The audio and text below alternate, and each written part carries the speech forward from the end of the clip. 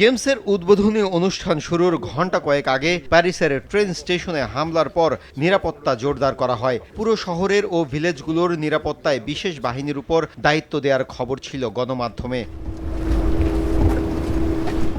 এবার শেষ বিশেষ বাহিনীর নিরাপত্তা ঘাঁটি পরিদর্শন করলেন ফরাসি প্রধানমন্ত্রী। প্রথমবারের মতো সেনাবাহিনীর সেই ঘাঁটির ছবি প্রকাশ করা হয়েছে, যেখানে বিশেষভাবে প্রশিক্ষিত ৪,৫০০ সেনা কর্মরত আছেন। ঘাঁটি প্রদর্শন শেষে সংবাদ মাধ্যমের সাথে কথা বলেন দেশটির প্রধানমন্ত্রী।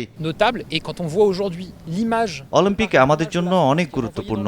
এটি আমাদের অর্থনীতি ও পর্যটন শিল্প বিকাশে বেশ গুরুত্ব বহন করে। অলিম্পিকে জিমন্যাস্টিক ডিসিপ্লিনে নতুন রেকর্ড গড়েছেন যুক্তরাষ্ট্রের সিমন বাইলস। নারী অল অ্যারাউন্ডে স্বর্ণ জিতে তিনি স্কোর গড়েছেন 15.006। বাইলসের ক্যারিয়ারে ষষ্ঠ স্বর্ণপদক এটি। সব মিলিয়ে অলিম্পিকে নবম পদক এই অ্যাথলিটের।